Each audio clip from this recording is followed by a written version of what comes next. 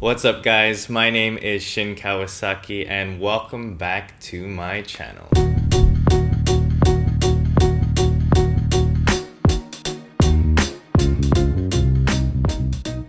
If you're new here, my name is Shin and this is episode 4 of a series where I share about my life as a commercial model in Hong Kong. Last week, I shared about the importance of showing up, so if you missed that, you can check that out right here. Otherwise, today we're gonna see a perfect example of why, so let's get into it.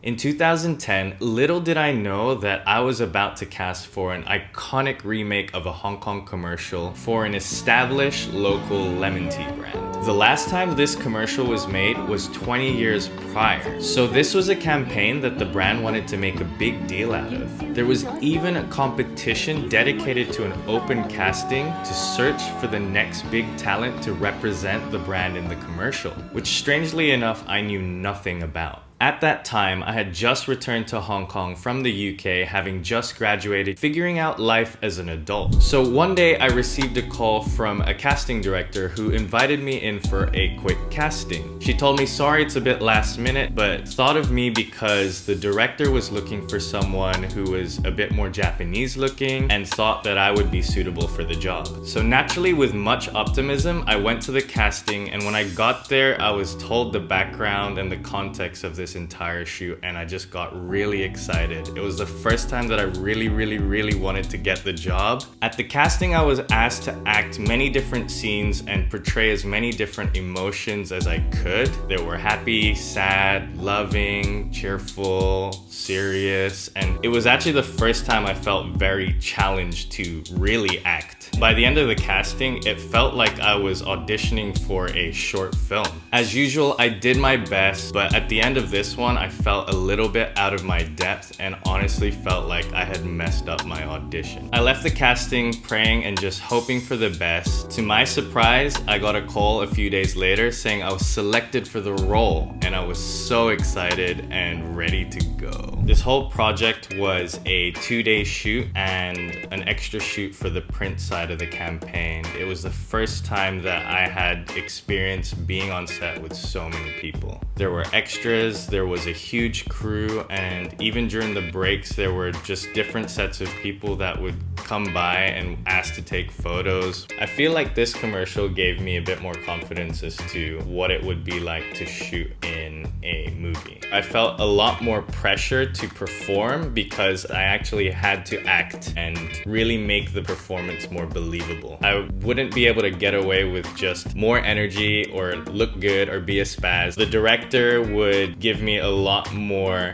specific direction so that he can capture certain emotions within a scene. So as I got to know people on set, it was then that I found out that there was this entire competition to represent the brand in this commercial. I didn't know anything about the competition, and I think equally they were wondering where I had appeared from because I didn't take part in that. I felt very grateful to be there, but in some sense there was a little air of embarrassment that I was even there because I wasn't part of that competition.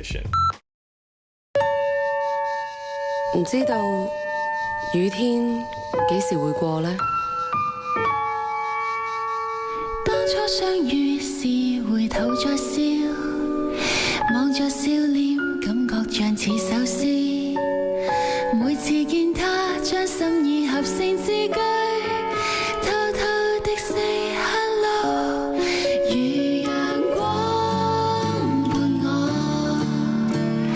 清醒笑臉，願照遍我心，似是每天快樂過，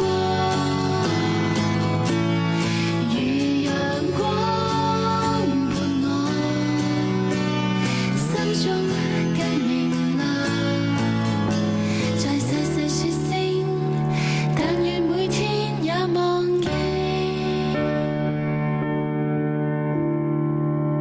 邊度都有陽光， Oh, here's a big thing that I just remembered. There's one part that I actually had to pretend I got injured. I was in a basketball game, my leg gets broken. And shortly after the shoot, coincidentally, I tear my ACL for the first time. I still don't think there is a connection, but what weirded me out was someone on set had mentioned to me that there's this thing in Chinese culture when you pretend something, that thing you pretend to do happens. And it's kind of like a weird backwards karma. If that was for real, then all actors would be dead.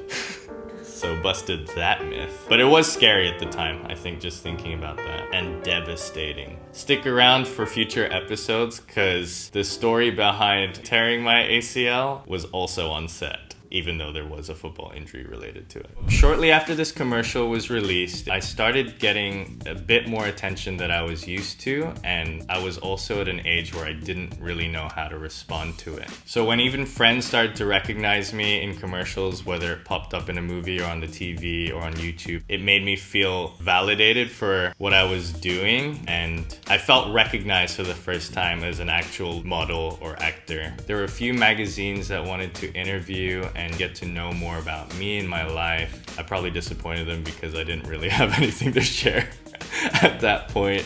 But with that extra recognition came a lot more insecurities that I didn't know I had. So yeah, I guess the point of this episode was just to share sort of a milestone in the early stages of my commercial modeling career, if you want to call it that. One thing that I would say is modeling or acting, just like anything else, is a job. People do it because they love performing. They do it because they want to utilize their skills as an actor or a performer, or even if it is just for their looks, but to utilize that so that they can make a living off of it. So that's the question that I'm going to leave with you guys this week. Is modeling or acting considered a special job for special people, or is it just like any other job? I'd love to know what your thoughts are.